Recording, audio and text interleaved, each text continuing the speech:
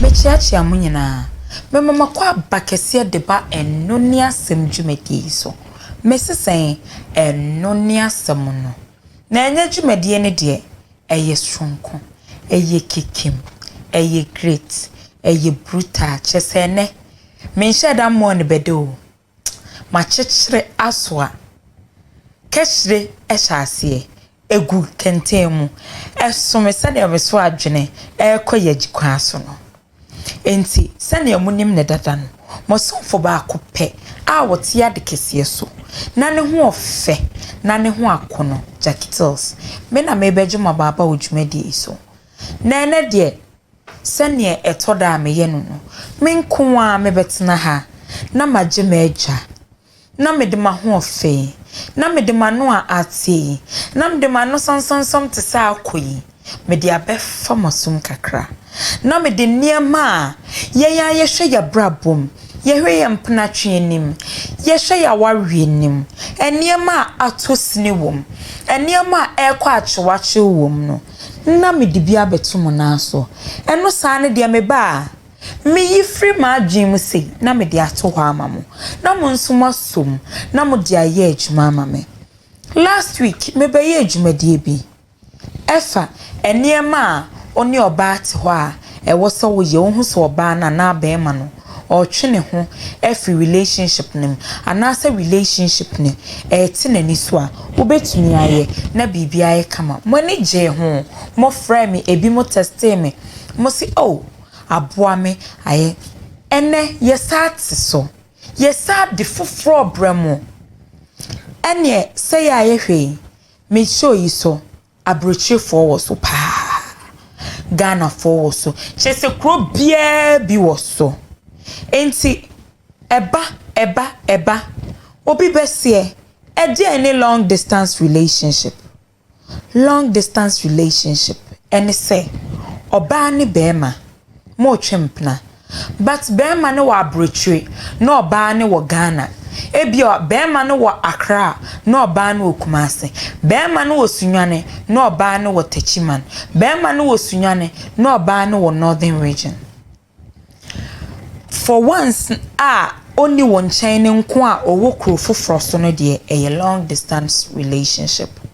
say ene mo mote na motibo mu dia asem bia ni wana say mote ti say bia Kumasi ne enyina e wa ha dia fine but on me say ekọ baby foforo na say Accra ne enyina ye wa ha dia fine but we kodi baby na we kodi baby pe na aye long distance relationship enti ene obebu same say aden na jacketils watch a long distance relationship here.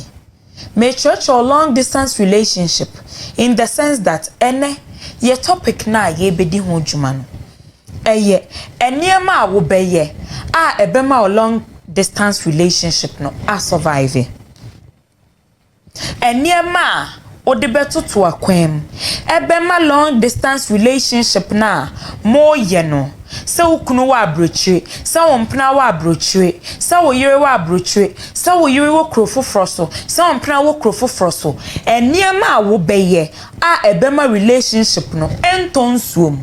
emesika no enhye enene me ne wa betena ha ye betwetwe ho nkomo enti obi bekasa me first step ne anything me first step ne de ma dream ne menti asem me first step ye gidie broni bekasa trust your partner gidie bible krase gidie ni ma enso ani enti se gidie eni bibia mu a enye ye se woni gidie ewo partner ni ma o long distance no enye ye e kire se oni wo nchen o wo krofoforo so o baby foforo enti se wanje na ani a de bia bekasa ai ana megidi sa oni oba fro ho ana megidi sa oni obema foforo ho ye sa pe it puts a toll on our relationship ye sa pe na mo oba no na ohun ye nahi na ama bema no ohun ye wahi oye sa pe ebia make say na partner no on cheat you but o de hye ne kon yi onjini ndi o boa relationship no o boa aware no oni ha the best you can do is trust him o de he untimi trust ya ye wa dwen say makata mani masimaso makata mano me hu ye wa hu a ene hu a enye tan me hu ye etimitim build some sort of GPAP ewo mu eno partner nim oye saade a eboa ema relationship no etna the next one eye enkuta hodie communication obi beka say communication in the sense that edien American nipa no oni won chen ene de abefo nimde enti phone aba Skype WhatsApp video call Snapchat video call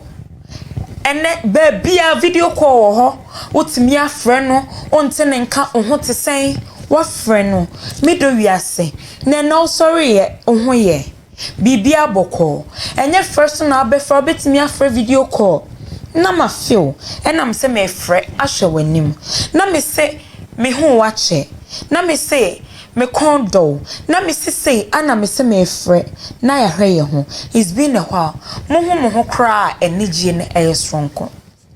text message oh you too busy jani text message me dofopa na ho te say ho ye ma sorry o me didi ma sorry me kwa adwuma na nso oh ye den obehu a obeba be test back she empnache a communication nim our real communication nim it's a lie in the sense that nipa ni won chen no eje na bema nipa na hu se odo no eje na beba nipa na hu se odwene ne ho it is when you communicate with the person me amete so from me and so text me a mama hu se asumasi wo dwen me ho asumasi kra se me ho adwendwen wo ne tim asumasi kra se oni me ho agro na ateki your relationship no anasa your friendship no to another level. The next one stay committed. Obi wo ho a wo hu oba no wo hu obema no a long distance relationship. Bra sister wasafo obi saa a chese one ne say ye ade foforo saa enti at the end of the day no wapon adwuma time a obenya ede ne oba na kasa no time a obenya ede ne be ma na kasa no no saa ne oba foforo kasa no saa ne be ma foforo eyeden kasa odo de oso do obi a usi ne pi esi ne ta sawodo no onye ye ho sa asa wo pe asa wo mpe kwadwoko so no ogina nkwantia dabi manipa ne hu se odo no manipa ne hu se ne hu hia stay committed manipa ne hu se ohu wom bi manipa ne nsusu nya some sort of gidie bi emma ewo mu no hu se nipa ekra me ne wo hoyi emma me ndi ni hwamo frisa na kuma wom frisa ne do wom enti eni kwan say metoto na se anase me di ni hwamo enti always stay connected with your partner always stay committed and connected enye se ade na ope enso wo mpe asa wo mpe asa ope please ope dia ade a ope yen hwehwe nchen ye hwe ni say kim ye fa ni say bold na wafa na odiedi so. Next one eyedin monye niema mbom. Do things together even though your partner is not here. Do things together. Monye niema mbom. Mom plan mo life mbom.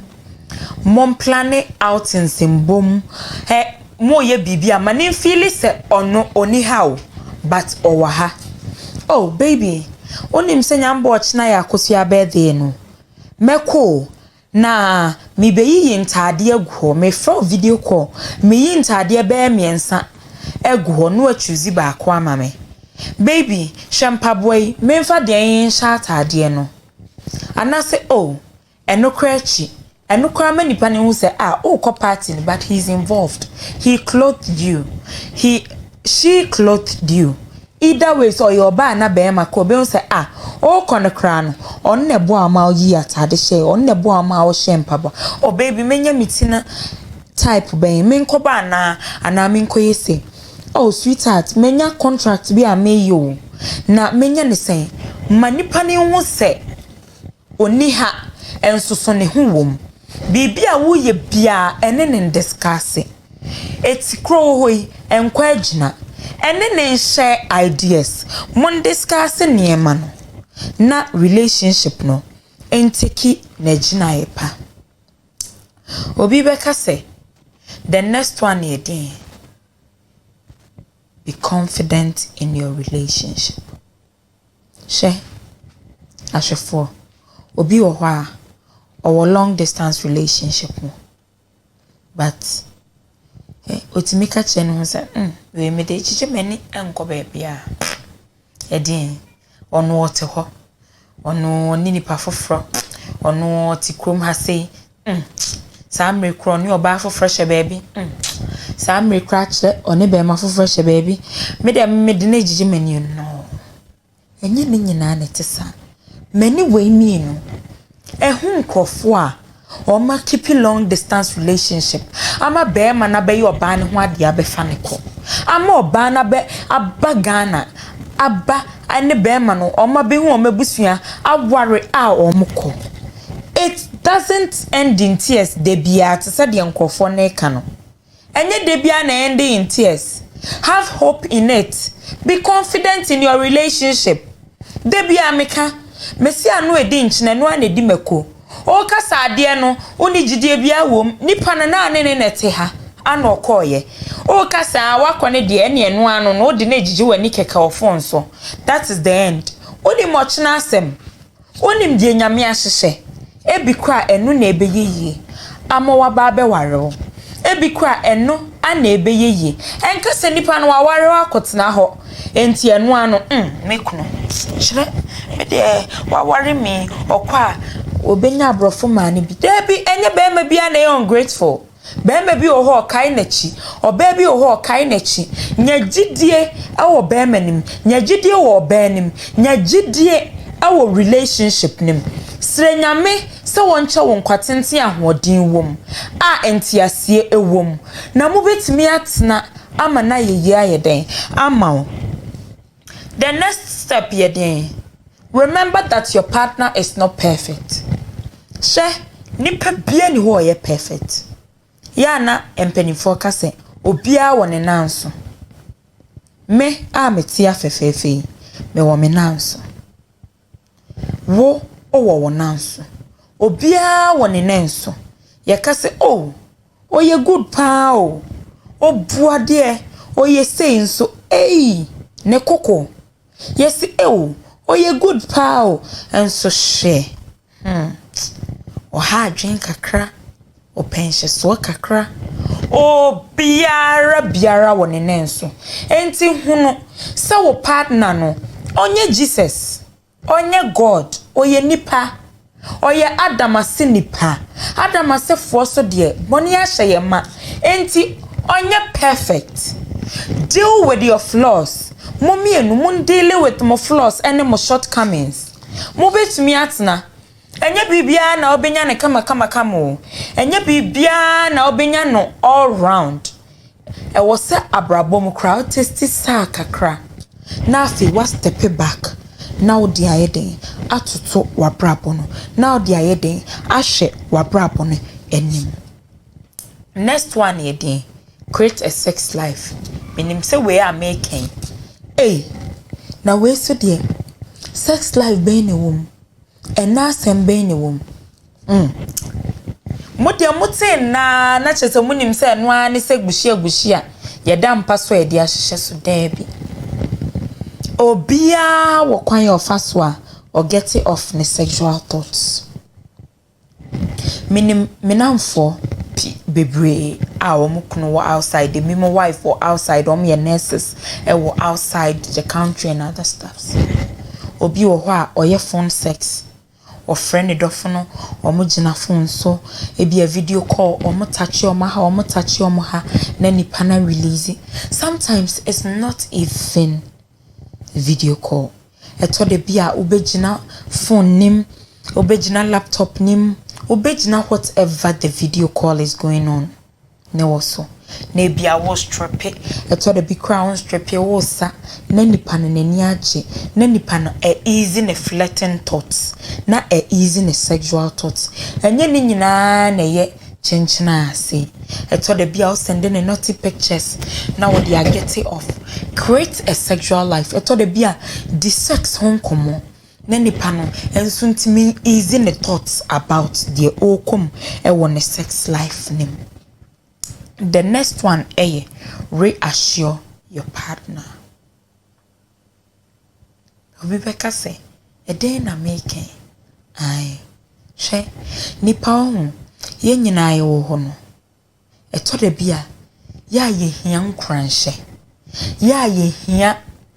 anohoba ya ye hia say me no wo ho me ne kwaku wo ho na kwaku afreme adwoa me don wate me dwen wo ho de bia me sori bia ho adwendwen adwuma me ye me di me ti pempem nyina eye me no ye future nti me sro fa ho si wo ma me wate enya wo ho bone na nyame ya adoma me ba be hye wani monyam sister bra auntie uncle obi ka say chrewa hye ne de hye ho to so bi e de bro hye ni je bi e de bebo wa brabom enti wo kra badwen say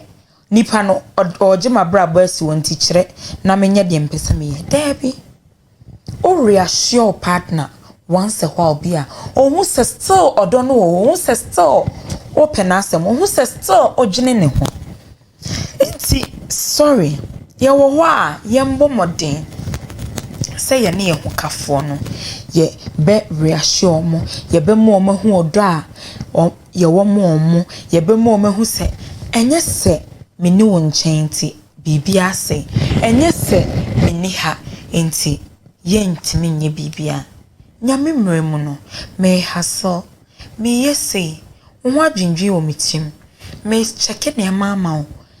chese mani hu se say ewo ho a wo send ne gift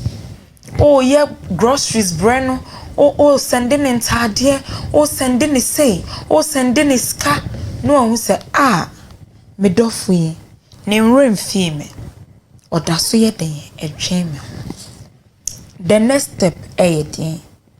set rules ema set boundaries ema ho ma o partner ni hu se ade we mempe ade we mepe enyo sa de bia mo be kofi tete adwuma o de obeka se de mi ye eyenso na oboa enye ye obeka se me de me ya na me ye enso ebia na eno enso partner ni ebia eno na partner na empe enti de bia set rules me pacho me ade a me mpa ne ntro na wakacho partner unchontro ade a me mpa ne se bia mafrɛ onim se me ni wonchen na mafrɛ na so aye ho bizibadi mesrɛ se ye video call anase ye call anase ye test e best 37 e best 30 numero 8 mesrɛ bebo 8 na wo me mpɛ obey say me let your partner know what you don't like na wan offend you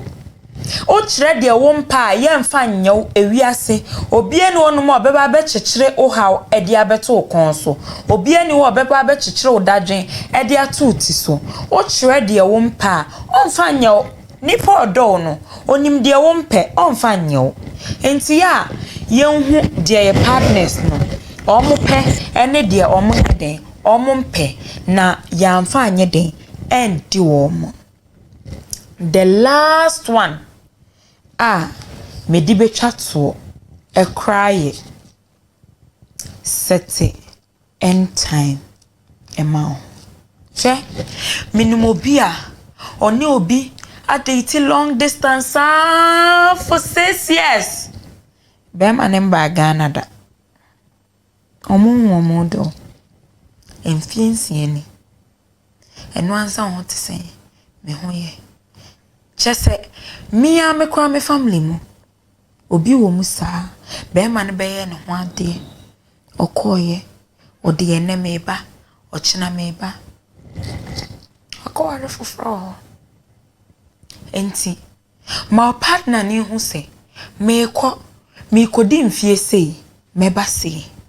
me ko in 1 year time meba me ko in 6 months time meba set end time ma ho enye no ani se de bia phone so enye no ani se text message enye no ani se sei ewo ho a my partner ni hu ewo ho a my partner ni hu se woba me dofu ni emahu no arecheche ewo nipa hu ana kwaku menu kan nipa hu akono se nchenam nipa bia hia nipa enti esramo obi ni obi aye long distance relationship 3 years 4 years ni ohun ni da oh bra oh sister enti efe omodin na ye wa adwen se oh ye adwuma Christmas time obeba oh ye adwuma unya breaker obeba be show odofo nanim oh ye adwuma unya breaker obema odofo ni invitation oh ye adwuma oh ye say ewo ho obema odofo ni invitation oh man invitation so awa obeba enye de bia na phone so enye de bia na rechichire enye de bra na wanu a de be fa nipa ne ho mesramo moma ye nyina ye hu se sei eni sei ni sei meba da sei na odofo no wasiesie ne ho ayeden asi ho e de atwen wo eti sadra kama na ene we need the most 10 priority points are mede abro mejidi say obia wo long distance relationship mu bia ehwe video ya ebeye no emwa pa obia odofo akotena krofufro bi so odofo baby fufro mejidi se ohu me video ya obeka se Jackitels nyame nhwa ai nyame de ogusu hwa me de bia nso so mo de mo thoughts and grievances mo fan send me se de bia mo yen emrebe ma ye betna ha na me ne na macha ne kama enti asriem ahotom eni odom na me de ayeden abremo na mesramo de bia betna ha meka coronavirus it's real it kills nipa mesramo yen take preventive measures ni yen hihye your nose mask ye dru nipa ma yen isolate yen ho yen sanitize from time to time yen fan sanitize yen na yen hwe ye ho ye mesramo medomo medwene mo ho mepese dan ne dan nyina betna ha me ne mo beche awo dom ne ntiasem enti mo nhwam ho ye mame na mo hwam ho ye na chese me sorry swano da sene ye besa betna so ewo enno ne asem dwumadi so mesesen enno ne asem no na sene munim ne dada na mo dofo papa akope a wotia de kesie so na ne ho ofe na ne ho akono Jackitels me na me de enno ne asem dwumadi premo medamase nyame hyiam bye bye.